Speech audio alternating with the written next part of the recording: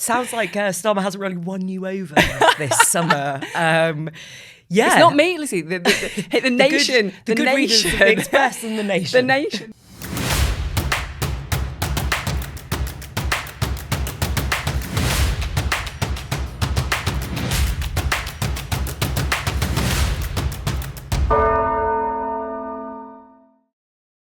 Delighted to say I'm joined by a brand new co-host, Lizzy Buchan. You've been with us before as a special guest appearances, but you're back now permanently because John was such a success on the podcast last season that he was snapped up by the government. Yeah, that's right. John has sadly left us for new pastures. As you said, he was such a success. You know, Pat McFadden was watching the Division Bell every week and he thought, I need media tips from that guy. So, yeah, John is gone and I am here to, join the fun. So, yeah, excellent. Happy to Well, be welcome. Here.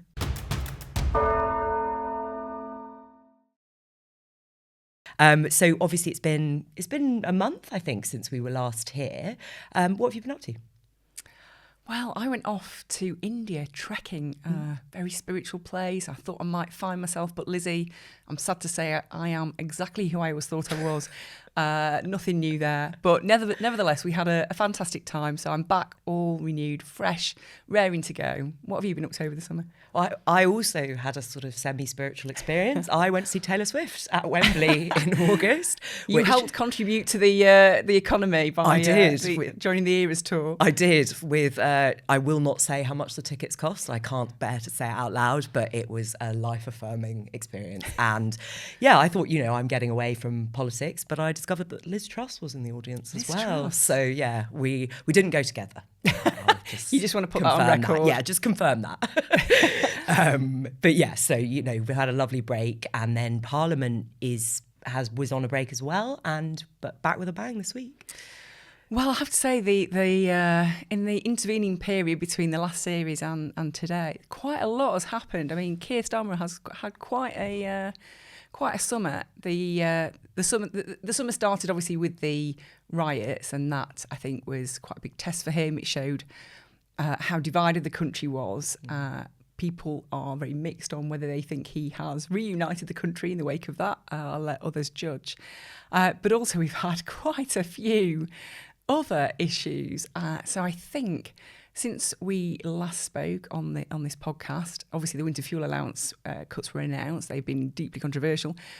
The government has chosen to give train drivers a 14% pay rise, which obviously is not going down well with those people who are struggling to make ends meet on £13,000 a year, who are retired, who have no ability to earn any extra income. But, that's a political choice that the government's made now. I don't think that will be something that pensioners forget very quickly, and that's going to be something that dogs them. They've got a vote coming up next week, which I think is going to be quite illuminating. Many Labour backbenchers are very unhappy with this policy as well. And I think when you choose to give money to train drivers who are on an average salary of £60,000 and take hundreds of pounds off pensioners just as we're going into winter, I think that's a very difficult decision to justify. We've also had many other things. So we've had French-style workers' rights being floated, Lizzy, and you texted me earlier this morning about this podcast very early, and I think you'd be in trouble with Angela Rayner for getting in touch at 6 a.m. to talk about the podcast. So obviously we might have to rethink how we run this little chat. Then we've had there's also been this, now this hasn't been confirmed, but they don't rule it out. There's a suggestion that the single person's council tax discount will be taken off people. Now that obviously hits lots of people, anybody who is living alone and gets only a 25% discount, that potentially could be lost in the coming months. And also, we pubs are no longer going to be fun, Lizzy. So already, the smoking ban was introduced many years ago and it's been wildly successful. And I think even smokers would not really wish to go back to those old days, but they were allowed to smoke outside. But now that's going to be stopped too. And instead, you'll be able to be weighed in and told how fat you are because there's going to be a drive to check the nation's health and they're going to take that to pubs, particularly to target men. So yeah, no fun at pubs. That's going to be outlawed too. What do you think? I was going to say, it sounds like Starmer hasn't really won you over this summer. Yeah. It's not me, Lizzie. The nation. The good readers of the Express and the Nation. The Nation. The polls. The polling for Keir Starmer and the government is not good. His honeymoon has been short and swift, and his popularity and the government's popularity has plummeted very, very quickly. I think it's possibly a record plummet, but anyway, I'm sure we can check that. Anyway, what do you think? Well, I think you're totally right that it has been a very short honeymoon. I think Labour were prepared for that. They knew that things were very difficult, and that even if they, in the election campaign, there was a lot of conversations about the fact that they would just have to hit the ground running, that the public weren't going to give them the benefit of the doubt because people are fed up and disillusioned and life's really tough. I don't think they expected it to be quite as short as it was because, Parliament was back for I think like 10 days or something like that. They rushed through lots of things, including this sort of the winter fuel allowance, and then we had a summer of riots, and Keir Starmer had to cancel his holiday. The government really had to, get down to things very, very quickly and face a really significant challenge. So, yeah, it's a very, very short honeymoon period indeed. I think that I agree with you that the winter fuel allowance is really tricky, and it's a big political swing. I think the government have decided that they're going to really lean into this idea that the Tories have left a massive black hole in the public finances, this £22 billion figure that Rachel Reeves was talking about and is using to explain the decisions that they're making. And obviously, they're in a position of political strength at this moment. They've got a huge majority. They've just won an election. So maybe they've calculated that this is a moment to make some really tough choices. But there are questions about whether, is it a bit gloomy? Is it Keir Starmer's back to school speech was the budget's going to be painful, everything's really difficult? Do people need a bit more hope? I don't know. But I think, the winter fuel allowance is a tough call. It affects, this cut is going to affect 10 million pensioners who are finding life really difficult. And I think there are lots of Labour MPs, unions who are a bit uneasy about this. They're not sure whether this is really the direction we should be taking, but I think they're still prepared to give mostly the benefit of the doubt. But I think on the comparison you made, the argument, and I can see I think that it's a good one, is that yes, train drivers are paid better, but you do have to end strikes, right? And 5 million days were lost to strikes between June 2023 and December 22 and December 2023. So, the Conservative strategy of not engaging with the unions didn't really work either, and the waiting lists are still really long, and there are still lots of issues. So the government did need to take a different strategy, and union members are workers as well. They're ordinary voters.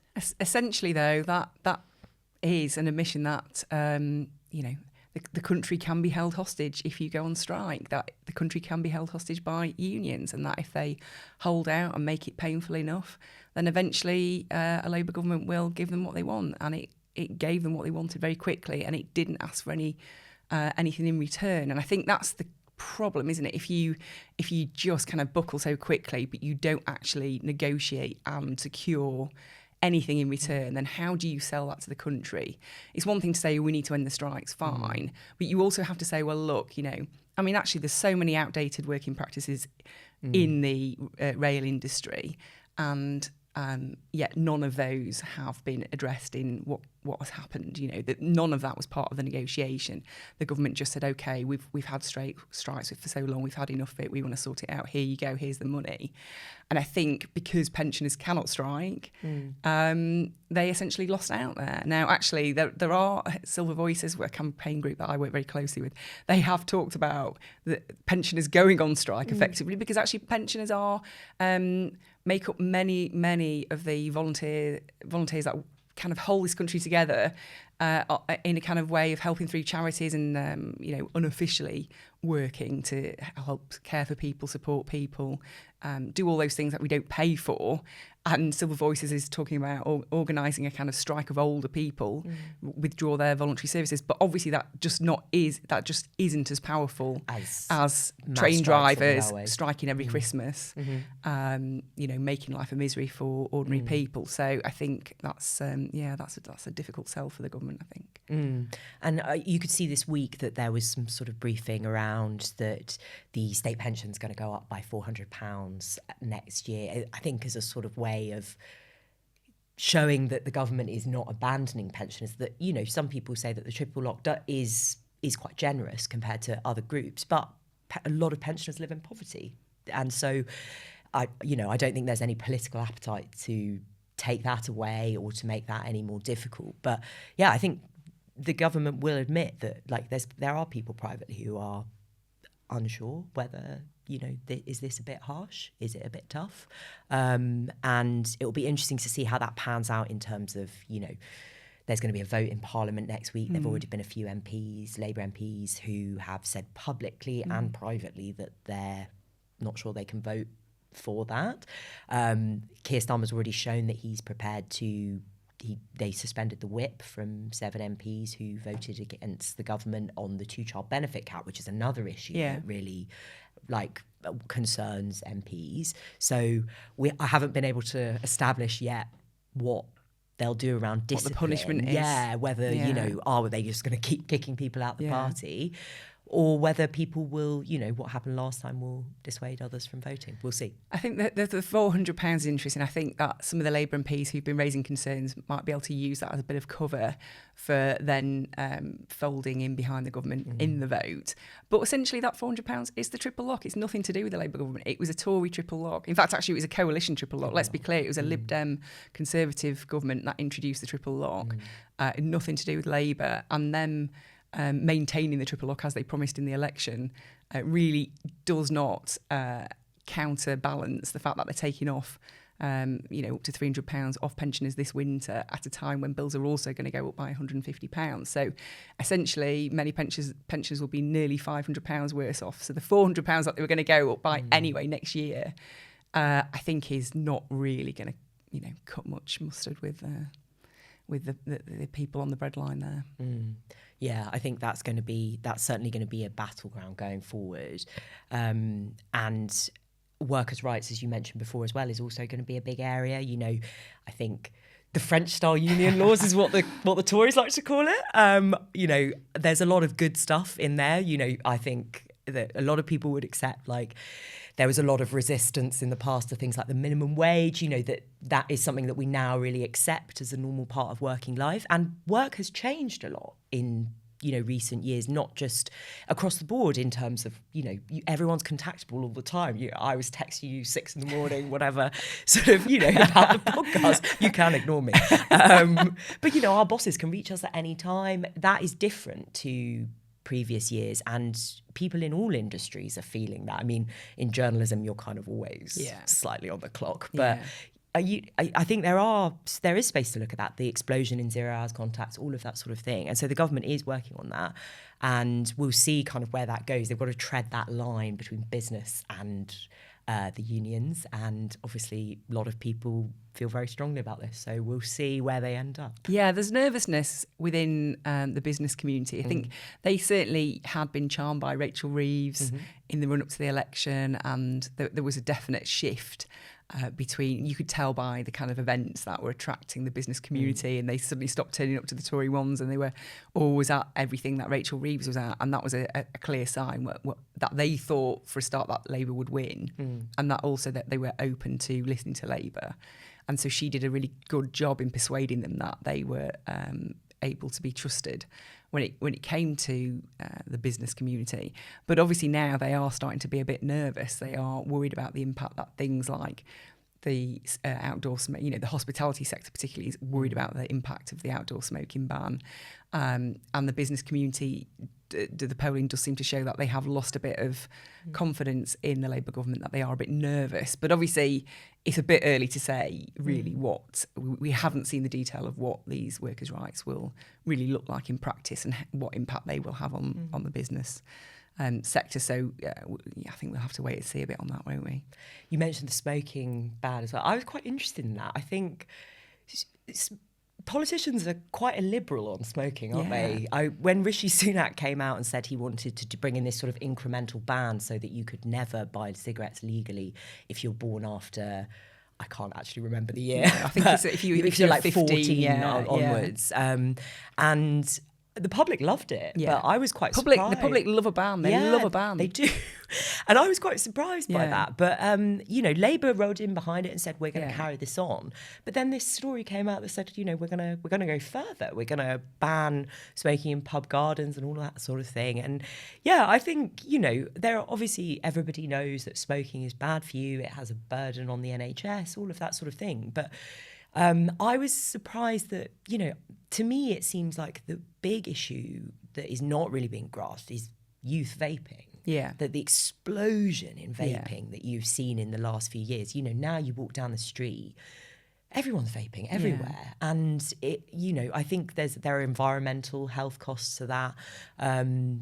I thought that they might do more in that direction rather than targeting pub gardens, when actually the number of committed smokers has fallen so much since the smoking ban came in. Obviously, ideally, no one's smoking. Yeah. But yeah, it is quite interesting. And, smoking is obviously terrible for you, but I've had a lot of fun in pub gardens. So. Well, exactly. I mean, I'm of a certain age, so I'm not going to pretend that I have never smoked. And I just think there is one thing I completely understand why the public support stopping children from ever starting. Yeah. There is a real logic to that. Nobody really wants to ever get hooked on cigarettes. It's not a good thing to do. But there's one thing trying to stop children ever starting. There's another thing essentially stopping adults who've maybe smoked the whole of their adult life from smoking outside in a pub garden. I mean, it just seems so unnecessarily draconian. And also just like a bit po-faced, maybe like a bit anti-fun. It does feel a bit like you're being told off by the head teacher, really. I mean, yeah, I don't know how much Keir Starmer would be worried about that, but there's certainly been a lot of sort of buzzkill sort of thing going on. So yeah, that is interesting, and I suppose it also signals. It'll be interesting to see whether that signals a direction that they want to go in, because there are broader conversations about obesity, which is a huge issue, and governments have kind of tinkered around with sort of sugar and all sorts of other things. How do they come down hard on that? What about drinking? How much control do the government want to have on people's lives? I don't really. A lot, I think. I hadn't had the sense that they did really before. Yeah, but this is more in that direction, and it's interesting that it sort of began with Rishi Sunak, because actually the Conservatives are much more libertarian a lot of the time, and a bit more freedom-loving in theory. But actually, that Rishi was always banning things. Oh yeah, no, Rishi was very much pro banning. Yeah, but Boris was always banning things, even though he claimed he didn't like banning things. He loved a ban. But I think pollsters will tell you if you put the word ban in anything, the public just go wild for it. So maybe there is maybe Keir's onto something. There's votes to be had. There's votes to be had. But I think on the kind of their justification is that this is a health thing and it's going to cut costs on the burden on the NHS. I actually asked the government this week, okay, the obesity problem is much more of an issue for the NHS. What are you going to start banning fast food? What are you going to do on that side of it? Are you going to start? Obviously, alcohol is also a huge drain on the NHS. Are you going to start clamping down on things like that? And they insisted, no, look, you're free to eat as many McDonald's as you like. You can carry on drinking every day.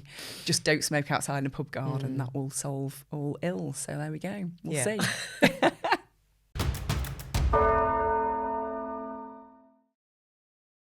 The other thing that's been going on now, Parliament's back. One of the main things that's been going on is obviously the interminable Tory leadership contest. I mean, I slightly feel like who cares, but I care, Lizzie. I care. I might be the only one out there, but certainly it's keeping me up at night. Yeah, quite. Well, obviously we had the development yesterday. Do you want to talk us through it? Well, we've had the first round of voting in the contest. Dame Priti Patel was the first out. She lost out by just one vote. This is how tight the margins are, because there are so few Conservative MPs now that actually a very small number of people can make a big difference in this contest. But I think actually what was most interesting was not who was first out, but who emerged top. And after months and months and months, and we're going back months, well before there was even a contest, Kemi Badenoch has always been tipped as the front runner. And actually what happened yesterday was Robert Jenrick came out top, and quite significantly ahead of Kemi Badenoch, and then James Cleverly in third place. So it's quite interesting the way he has organised and strategised this campaign. He's clearly managed to persuade a lot of Conservative MPs from different wings of the party to get behind him. And the momentum is definitely behind his campaign at the moment. I think Kemi Badenoch, that doesn't mean it's all a done deal, because Kemi Badenoch still is very popular with the members, and all she needs to do is get to the final two. And if she gets to the final two, she still has a very good chance of winning over the membership. So there's still an awfully long way to go in this contest. But what happened yesterday was it suddenly, I mean, as you say, Lizzie, this has been interminable. I have made my views very clear on the length of this leadership contest before. I mean, it is crazy how long it's been dragged down. But after 6 long weeks, we finally had a bit of intrigue and interest yesterday after the vote, because as soon as I got back to my desk, my phone started ringing with all the different camps wanting to brief me on what the results meant. And some of the briefings were quite spicy. So one camp, I won't reveal which, said to me, well, Kemi's result means it's all over for her. Her campaign's so anemic that if you were a doctor, you'd bring it in as an inpatient. And another camp said, if you want the party to be run by the likes of Mark Francois and Edward Lee, who are obviously big kind of Brexiteer right-wingers, then if you don't want the party to be run by people like that, then you have to stop Rob. So there's a Stop Rob campaign, there's a Stop Kemi campaign. And then you have people saying, well, look, people like James Cleverly, everyone likes James, he's very popular, he's everybody's second preference, so is he the man who just slips through the middle while everybody else is trying to stop either Rob or Kemi?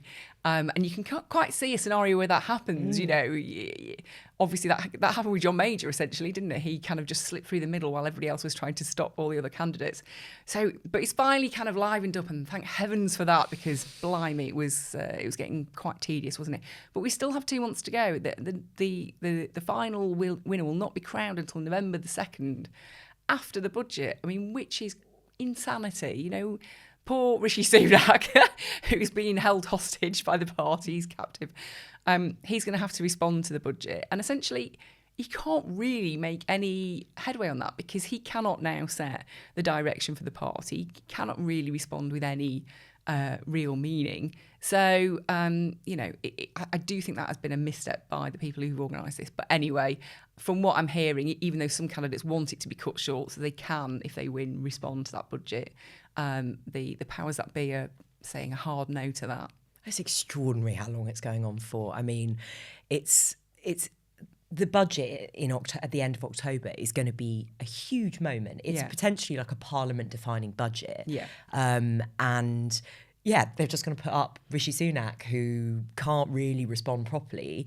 And also, Conservative conference at the end of the month, sort of start of October, is just going to be chaos. I mean, I love chaos at Tory conference. It's so fun, so fun. And we've certainly had quite a few chaotic years. The Liz Truss sort of everything falling apart year. Yeah. Last year, we're going to scrap the northern leg of HS2 war in Manchester, but we're not going to tell you about it until the end of it. That all is always quite fun. But the 4 remaining candidates will be doing a sort of beauty parade there. So that could get quite interesting, couldn't it? Yeah, I think it's funny, because somebody said to me yesterday, oh, look, it doesn't really matter who is in pole position at the moment, because Liz Truss was 3rd in the first round of voting in that contest, and look what happened there. Yeah. And and I haven't checked this, but I was reliably informed that David Cameron was 2nd in the first round of voting.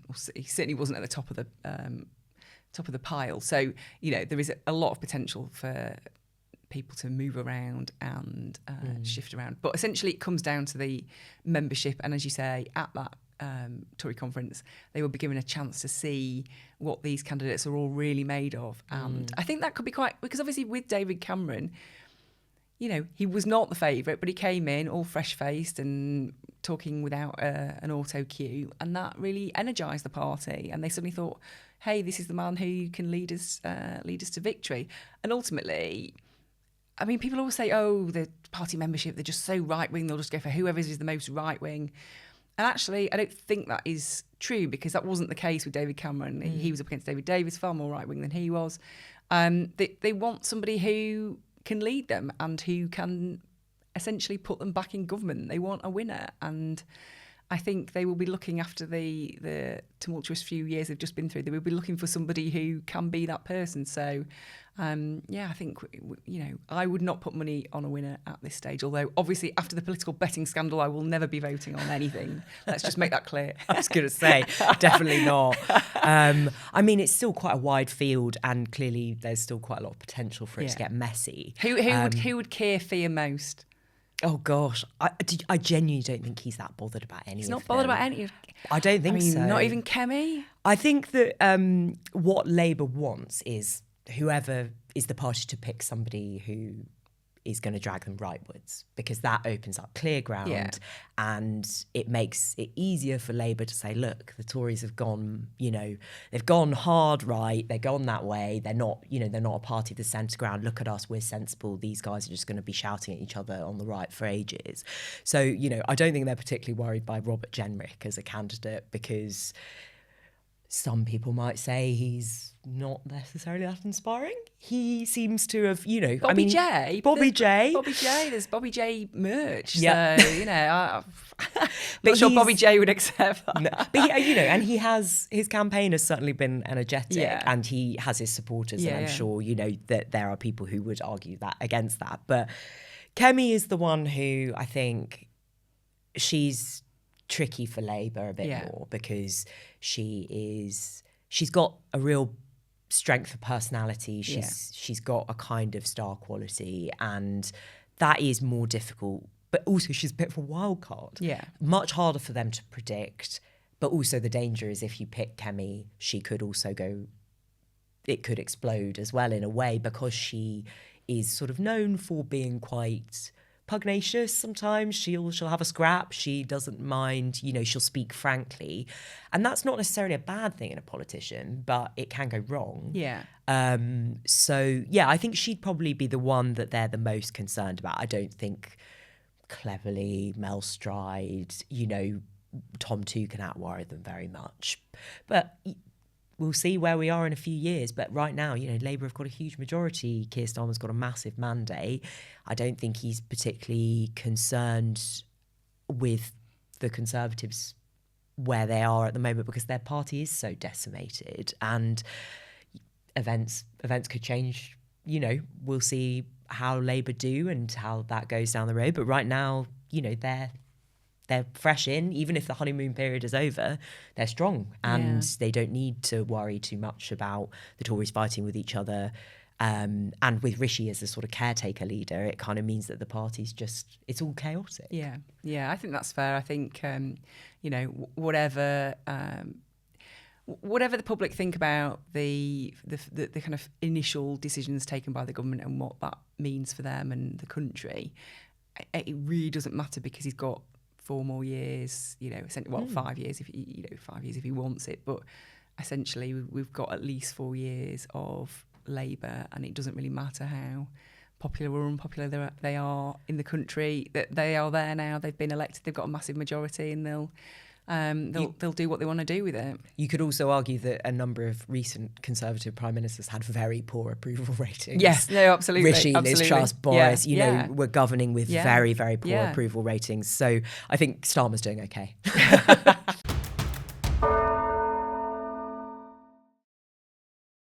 Brilliant. Well, so let's have a think about what's coming up, Lizzie. We've got the party conference season. You just alluded to it there. And it starts, it's quite a busy one this year, because of the increase in power of the smaller parties. Instead of just focusing on Labour and Conservatives, we've got Reform, we've got the Green Party. Obviously, the TUC always have their annual week in, are they in Brighton? Yeah, trade unions are in Brighton, so that's starting on Sunday. Yeah, and that's more interesting than normal. Obviously, now we have a Labour government, so we have to pay more attention to these things. I'm always interested You're in the always trades interested. unions. The Mirror are always interested in our union friends. But obviously the way that trade unions interact with Labour is really significant, because there are a number of unions that are affiliated to Labour, so they are they give money to the party. They also have votes on party policy. They're in meetings. They're part of Labour when they write their manifesto. They hammer it out. Unions are involved in that. So they're really influential. And some of the unions are, quite close to Keir Starmer and some less so. So some of them know him quite well and will be sort of having conversations with him about the workers' rights package, other issues that they're fighting for. Are they going to cause trouble? I think that people were very much on their best behaviour last year. Nobody wanted to be the person that wrecked Labour's chances of winning a general election. But I'll be interested to see this year. I think, I spoke to Paul Novak from the TVC, who's the General Secretary of the TVC, this week, and he was very much saying, this is really, the mood's changed, we're really excited by a lot of stuff. But he was saying, winter fuel, fair pay, wealth taxes, where are we going with this? The unions are always going to fight for their members. So it'll be interesting to see how much people try and put the pressure on in Brighton. And that kind of kicks us off. And then obviously we've got the Greens, we've got the Liberal Democrats. I forgot the Lib Dems. How did I forget the Lib Dems? Liberal so Democrats, many of them now. Reform UK, and then the big two, Labour and Conservatives. How many are you going to? I'm going to Reform. And Labour and the Conservatives. Okay. And but my team will between all of the team will be covering all of the conferences. And I think it's a busy conference season. I don't think it's a particularly important conference season because obviously Labour are in their first flush of power, so there's no big divisions really. I know winter fuel is obviously an issue, but it's certainly not going to cause Keir Starmer any major problems at conference or anything like that. Obviously for the Conservatives, now the Conservatives are interesting because I've been trying to get to the bottom of what is actually going to happen at their party conference, and nobody can really tell me because I think it's still. I'm not sure they know, do they? No, they're still essentially trying to work out how to run it, because I said, well, who's going to give the big closing speech? Is Rishi Sunak really going to give the big closing leader speech? That's pretty mean to make him do that. Yeah, and I didn't get an answer. What I was told was that each of the four contenders will all get a chance to have a big speech on the main stage, and I think there will also be Q&A sessions with them and members, but they are all under a ban when it comes to being within the conference parameters. They're not allowed to do rallies for their campaigns within the conference itself. So you've got the potential to see all the rallies just on the fringes of the Ring of Steel. And that will be interesting to see how many members actually turn up to which rally. So who really has the momentum with the grassroots. That'll be fun to see, to watch that happening. But in terms of actually how this conference runs, I don't know, because they don't know, and that's going to be quite interesting to see what they actually come up with as a grand finale, or does it all just peter out? That would be quite sad. So what's your moment of the week then, Sam? My moment of the week was Prime Minister's Questions. And I say Prime Minister's Questions, we're not sure who is the Prime Minister, or Keir Starmer isn't at least anyway. During Prime Minister's Questions, where he was answering from the dispatch box as Prime Minister, on four occasions he called Rishi Sunak Prime Minister. Old habits die hard, I guess, and number 10 explained it away as muscle memory. But I think perhaps he's not getting enough sleep at night. Yeah, maybe those winter fuel cuts are keeping him awake. That's quite funny. I think he's the PM is still adjusting to being power. PM. Yeah, he was opposition leader for a long time. So it was I think it is quite strange. I went into PMQs and you sort of, when you watch, they've swapped sides. So much is different. It must be hard for them to adjust. But less than ideal that he's been fighting for that for so long. Tell me what yours is, Lizzie. Well, my moment of the week is even sillier. The lobby journalists are obsessed with Keir Starmer's new cat. So after the Starmers have a rescue cat called Jojo, who they brought with them from their house in Kentish Town. But the problem is that the flat that they live in Downing Street has a bomb-proof door, so you can't put a cat flap in. And the solution they've come up with is they're getting a kitten, a Siberian kitten, which is one of those ones which I think they don't need to go outside so much. So that's why you solve the bomb-proof door question. What happens to the old cat? Are they just... Jojo's still there. I don't know. They're just not letting the Number cat 10 out? are being very cagey about the cat. They won't tell us the name. They won't show us photos. Though I went to drinks on Tuesday where somebody was like, I've got a photo, but I'm not going to show you, which was absolutely infuriating. So yeah, that's been going on. And then, you know, not to be outdone, Rachel Reeves is getting a cat as well. So bit of feline rivalry there. It's going on. It's all going on in Downing Street. Well, that's it for the first week back, Lizzie. I hope you've enjoyed being here as the new co-host. And just to let listeners know that actually now the election is finished, we will be doing a once-a-week episode every Thursday. And you can follow us on all the usual channels, Spotify and YouTube and so on. And you can also follow us on socials and both The Express and The Mirror and the Division Bell podcast on YouTube. Thanks for very joining much. us.